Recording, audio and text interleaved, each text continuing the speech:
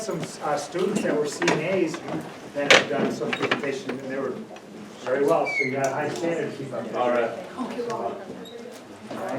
Alright. Thank you letters, right? Did you get all your letters turned in? Last one was who? Okay. Rebecca Mishka, right? I know I'm missing a bunch for you. And lots of Latino yet, and the Mishka one, so please get those turned in.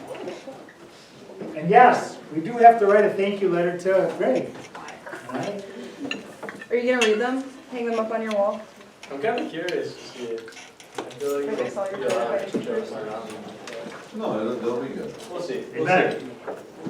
I think most of you know me. I'm Greg Otten. I'm currently working for the Village of Maine Fire Department as just a firefighter at the moment. You just click it and then move forward? Or? Yeah, each one's a little bit different. All right.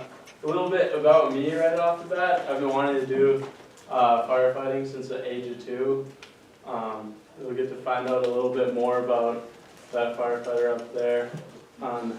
I know that You guys are firefighter right. Do you? very well. Do you still have that firefighting coat? It's probably somewhere. I don't know And that hat? specifically. Why didn't you wear that to present? It's a good question. I don't know. Probably won't fit him anymore. Not that kind of yeah. Could have brought my other stuff, but it's kind of a hassle. We're talking like usually around like 80 pounds of gear, right around there. So, not really sure where the passion like specifically came from. I mean, kind of looked at it as you're getting to break down doors, break windows, play with water and stuff, and kind of fell in love with it that way. Currently, like I said, I'm working for the Village of Maine. I take care of all of the social media for the department. Taking on a role as sitting in on kind of more of the officer meetings and things like that, kind of getting to develop those leadership skills within the fire service and such. Great, go back to the beginning. See that logo? That's the design.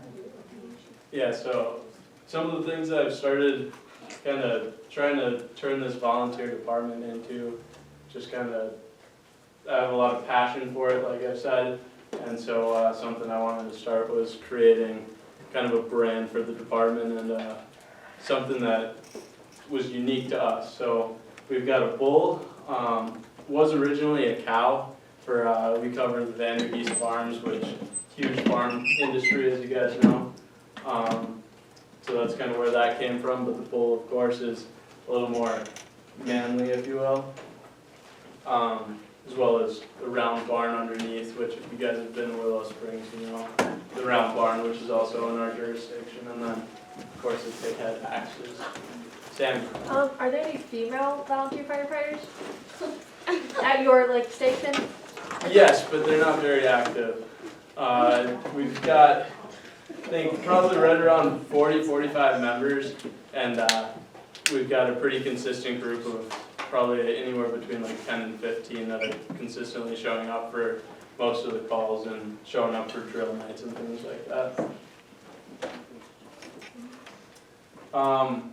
Where I got started, a former graduate of Wausau West, known as Zach Becker, he started an Explorer post through Wausau, which is now turned into the Wausau Fire Cadets. I was just starting to kind of get into that stuff, trying to get kind of a head start on my career as COVID was rolling around, and then of course COVID hit, and all the first responders were kind of knocked out of interacting with the public. So that kind of came to a halt there, and my friend Andrew Tischer, that most of you guys also know, kind of pitched the idea. Me and him both decided to enroll in some classes at MTC, and so we ended up taking our Firefighter 1, which is your entry-level firefighter class. That's like the bare minimum that you need to volunteer, anything like that. Pretty easy course. I think the course was was either 40 or 96 hours. We would meet every Tuesday and Thursday and kind of practice and get a feel for things. The fellow on the right again is Joe Bazinski, who is now my chief on the Village of Maine. You saw him in the pictures before, who he was the captain of Schofield Fire Department when that existed. I hadn't seen him for, I think, roughly 12 years before that picture was taken. So he found out through Facebook that I was taking classes at the Tech, getting my firefighter certification, and we were kind of prepping ourselves before we went inside our first fire or whatever, and I noticed him kind of in the background. He went around with a picture, and at first I thought this picture was going to be like a picture of someone like super burnt or something like that, burnt to a crisp, like don't mess up in your live burn or whatever, you'll end up like this guy. But it ended up being a picture of me and him when he used to take me around in the parades that Schofield would put on, riding in the fire truck and stuff like that, which I thought was pretty awesome, and everyone else did too. So he ended up being my instructor for the day with that, and took me into my first fire 12 years later. And then right after that, he got to talking with me and kind of caught up, and he invited me to start attending some trainings at the Village of Maine Fire Department. And the second time we had training, I ended up getting some real world experience on a camper fire. So after that, he kind of decided I'm still a good kid, if you will, and actually brought me on the department as a member. So with those classes, what was your registration fee? Are all those free classes, or do you have to pay for those? Yeah, so the nice thing about that is at first I was paying out of pocket. I think it was only $200, nothing too terrible, especially for college courses. Once I got onto the department reimbursed me that money, which was quite awesome. And the nice thing about that, I'll get into it a little more with schooling, but all of that stuff is state funded. And So you said that this like station is a volunteer station.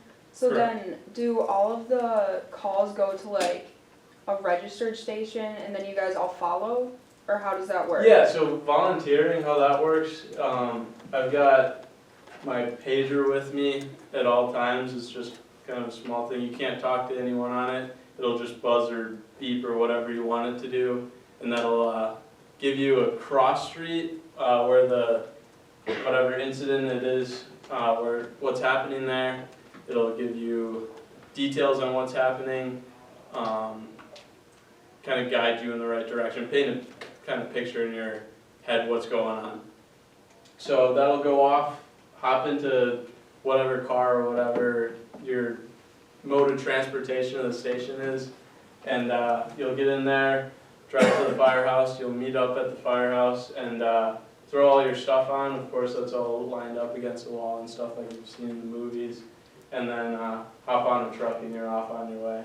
So response times are typically a couple minutes longer than some of those career departments like Wausau and Weston and Rib Mountain.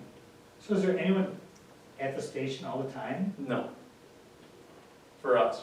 So everybody who works for, or is part of the main fire department is volunteer? Correct. None of them that we have no full-time employees. Interesting. Yep. Some roles and responsibilities, of course, fires, all sorts of fires, vehicle fires, grass fires, structure fires, all that sort of stuff. These pictures were taken, I think 2 weeks ago, Wednesday already. I was just sleeping at home and pager goes off for a fully involved garage fire. This is at 4 in the morning, mind you. Get up out of bed at 4 in the morning, drive all the way to the firehouse, hop on the second incoming rig, and showed up to, I wish I tried to get a picture of the shed when it was fully involved, because that shed up there was just lit up the entire block, just like a bonfire, just flames pouring out of kind of every orifice out of there. And how that kind of comes about, you can see this picture in the bottom right. We have a dump tank, we call it, and so that dump tank, we don't have any hydrants being that we're a rural department. So that's essentially our hydrant right there. So you can see the engine decided the difference, fire engine, you got a pump on there and other trucks usually don't. So the fire engine decided to back into the spot and we're sucking water in through, there's a big kind of tube that goes into the tank, which we're able to suck water from, and that goes into the pump and then of course out the lines.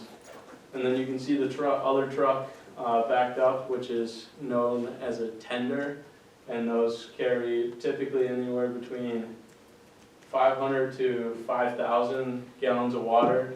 They dump their load into the basket and all that water gets used up. So larger duration incidents and where you're kind of running more tanks or whatever, you're going to need more tenders, and so you have to establish a tender shuttle. So you get a whole bunch of these different agencies that bring these tenders and drop water for you. Do all the volunteers get paid? Or is it literally like a volunteer thing? So it depends where you go. Every agency is different. We're fortunate enough to start. I think we're coming up on a year now of actually being paid. So your first hour that you're on scene, at least for the Village of Maine, it's roughly $25 for that first hour, and then every hour that you're on scene afterwards, you're getting, I think it's roughly $15 an hour. So that's kind of a little compensation thing that we started after kind of volunteering has kind of been on the decline. We hadn't had many people show up. I think on this call we're working with like 8 people or something like that to put out a pretty well involved garage fire. Again, a couple more pictures. That one's pretty sweet of the RV burning up. That was one of my first fires. Up top, that was a MAVIS call. MAVIS stands for Mutual Aid Box Alarm System.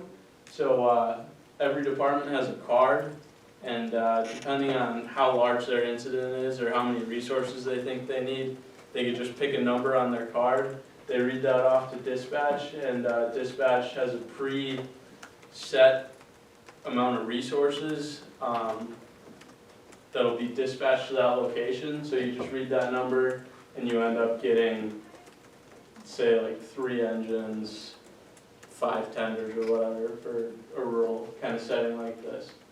That's super nice and effective because if you start pulling all your resources that are your neighbors right around you, if something else happens right in that same location, you're going to be kind of deprived, and you're going to have to pull someone from way far away, and you're not going to have that great of a response time.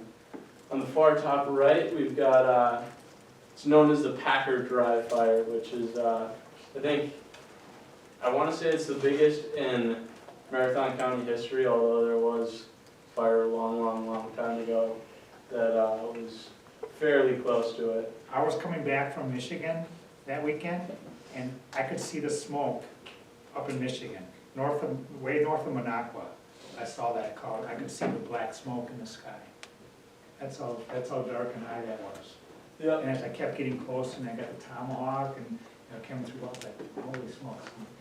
So the interesting thing about that fire, they called in state investigators, and they still haven't really been able to pinpoint exactly what happened. Rumor is that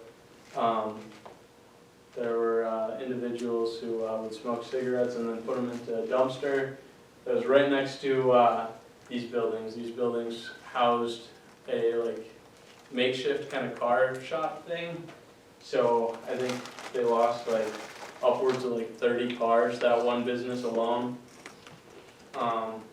Lots of flammable fuels in there, and an absurd amount of propane tanks, which was a little bit concerning as you were kind of going through the rubble afterwards, because you could hear those pop from quite a ways away.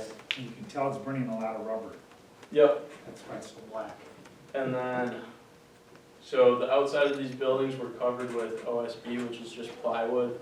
This was an old Kobe and Kobe, No. yeah, it was the old mill for Kobe and Kobe. So super old, nasty, dried out plywood. This was, of course, a very dry week. Fire ended up jumping the road.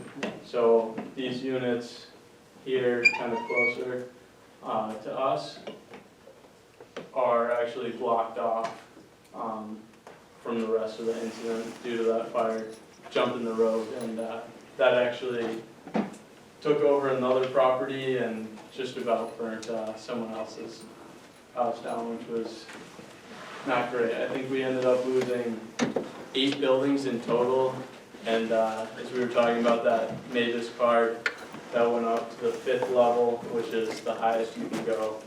So we were kind of wondering what was going to happen if things got a little bit worse.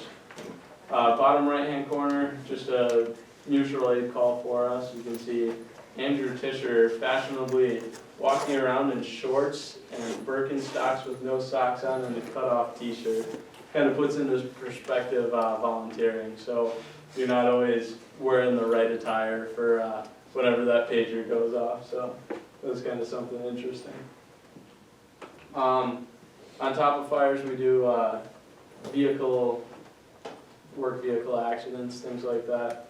So we've got, this was a small van that was involved in a hit and run.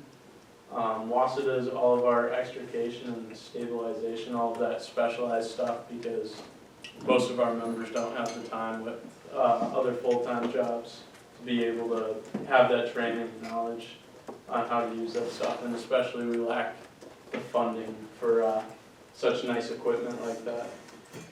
Otherwise, we've got a semi that was pretty recent. I have no clue what happened with the semi. I don't know. We were coming on the on-ramp, and I don't know how you really hit the blockade like that and flip. They ended up using all that hay and just spreading it along the side of the That's at highway. Home Depot, right? Yeah, by Home Depot. So I had COVID during that, so I wasn't able to be on that call, unfortunately.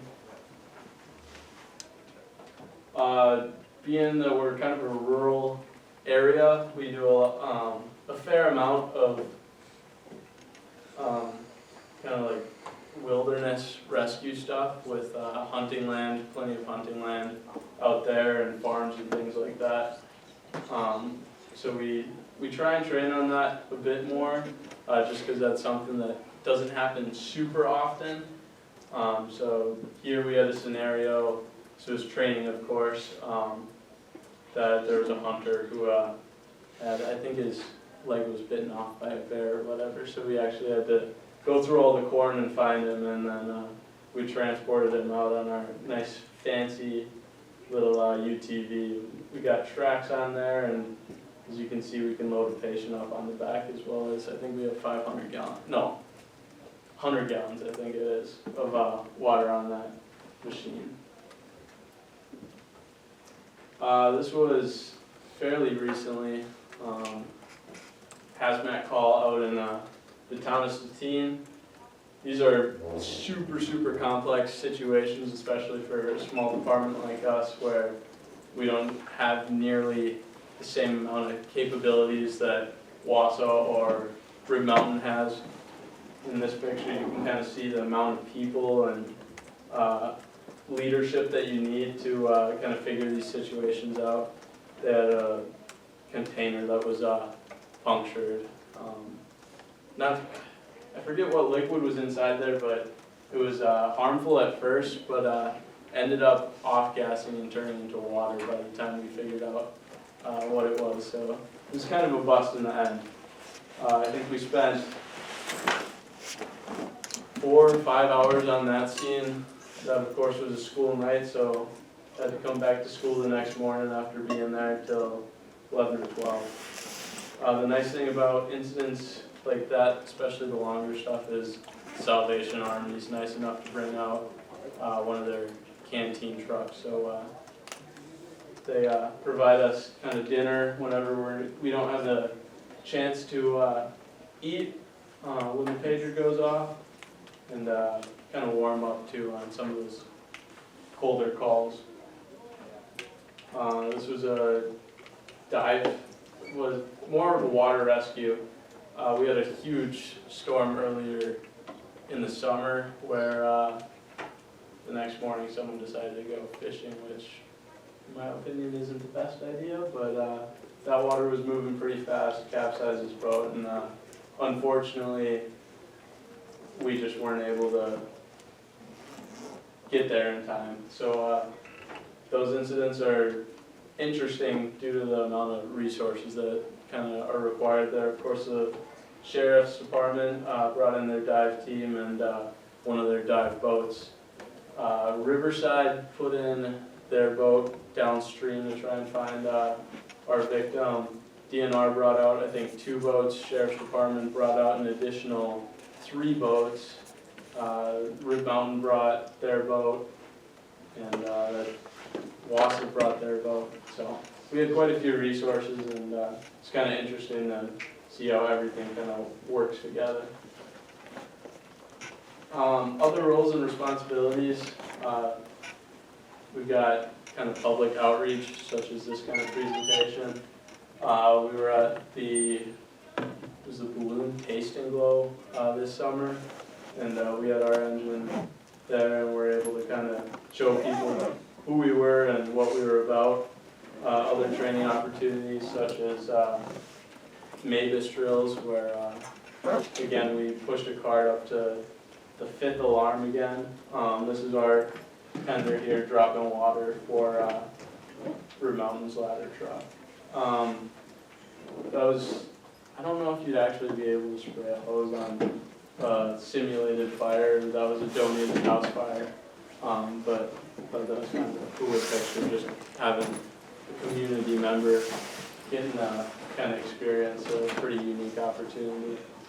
Again, up in the corner there, we've got some more training kind of opportunities, as well as we do kind of the fire safety stuff at elementary schools and all that fun stuff. How to get started?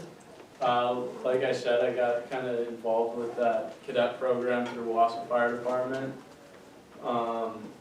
Contacting a volunteer agency, whatever's the closest to you.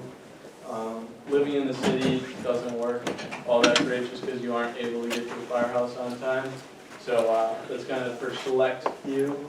If you're serious about it, I recommend starting to take those classes and figure out if that's something that's worth your while.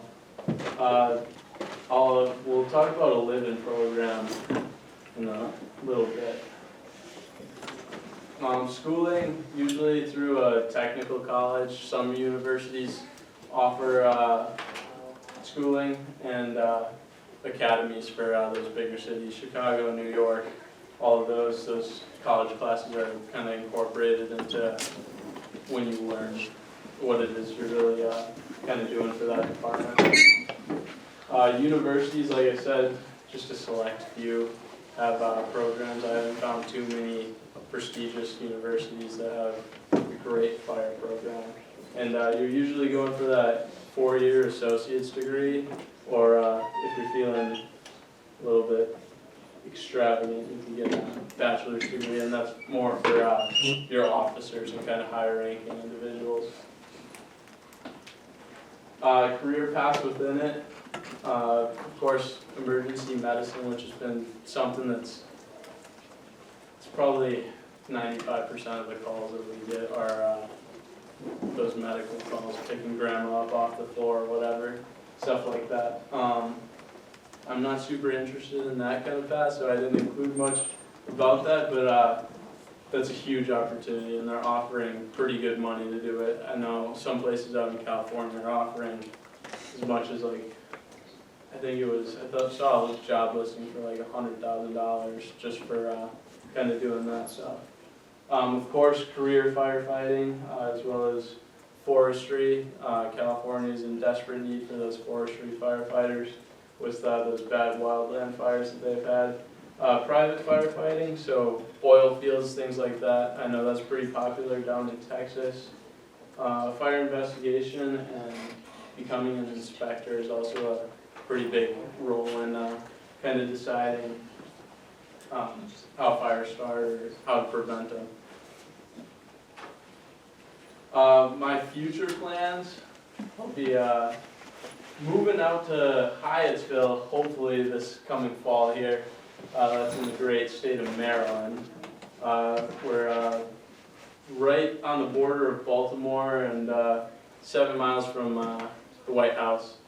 So I was just out there earlier this summer and kind of got a feel to see what this department was like and whether that's something I'm interested in. I visited a couple different departments, but Hyattsville here kind of I thought was the right choice. At Hyattsville, we're fortunate enough to have a ladder truck, of course, with lots of ladders. We're fortunate enough that it's a tiller truck, which it's like a semi-truck, but there's also someone in the back who can steer that back portion of the truck so you can make super tight corners and things like that. We've also got a rescue truck out there, which provides kind of all your technical rescue, rope rescue stuff, as well as like all that vehicle extrication and things like that. Hyattsville's actually a volunteer department in the middle of Washington, D.C. essentially. The whole county, Prince George's County itself, is comprised of a whole bunch of volunteer departments. Something that's super unique about this program that I'm looking at is it's a live-in program like I had mentioned before. Live-in programs, you go to school, they pay for most of your schooling, they house you in the firehouse, they feed you at the firehouse and all that. In return, you're running calls for them. And so you get a lot of experience. This house alone runs more calls than all 3 stations of Wass's combined. We're running upwards of 6,500 calls a year. Well, I think when I was out there, they referred to it as a slow night, I think we had like 27 calls throughout the day, and that's in a 24-hour period. Yeah, so we have, out in Hyattsville, there are career firefighters who staff these firehouses 5 to 9 on weekdays and on the weekends, and after 5, it's a whole bunch of college kids that are running these firehouses out there, which is something you can't really find anywhere else. What's that building? That was a Sunday morning. We did some work at a training tower and just kind of got to see how they operate. That's about it. Got 5 minutes for questions.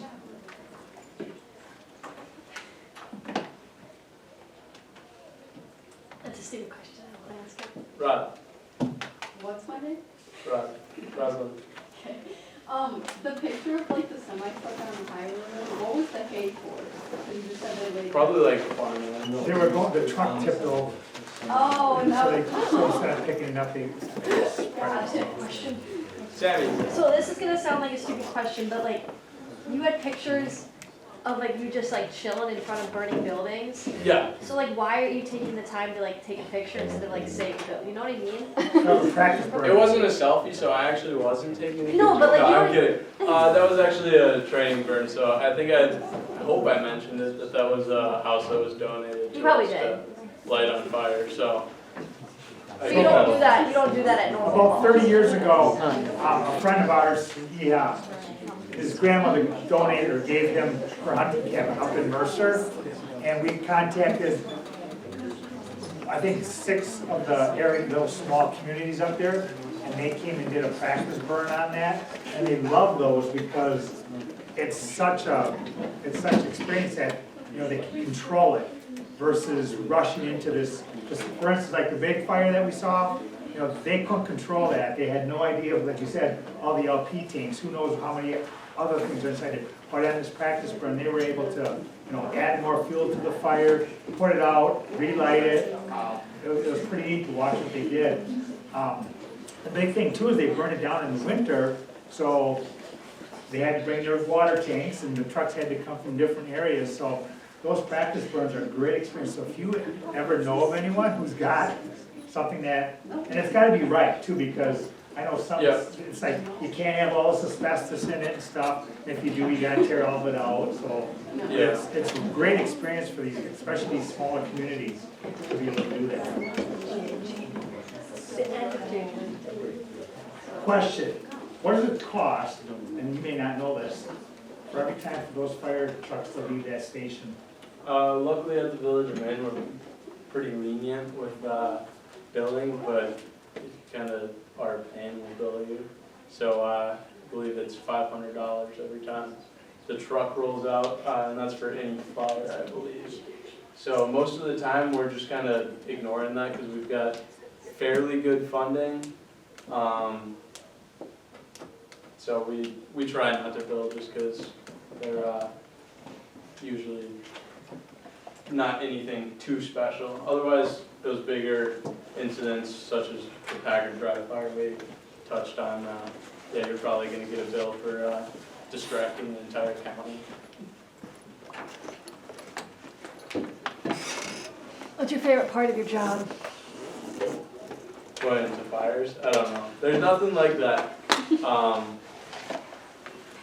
It's like sitting next to a fireplace, but the fireplace is like completely around you and everything's just super hot and there's nothing like just kind of pushing your limits and seeing how hot your stuff can get and see when it will fail, I guess. That training burn that we had, we really pushed the limits and filled that house with more than we probably should have put in there because we had a lot of gear that needed to get replaced after that due to the extensive heat that we had.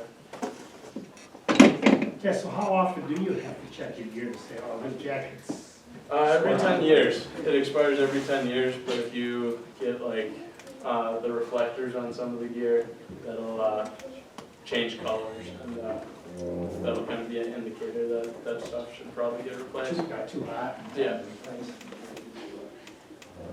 Yes. We didn't, we shifted those efforts over. We handed that off to the sheriff's department and they ended up finding him 3 days later, so. Otherwise it's 35 guys. I tried my best to get you out of here, so. So, any other questions? For those of you that just came, you're gonna have to give Mr. Richard another day to get the video on to learning. Let's give Greg a great hand.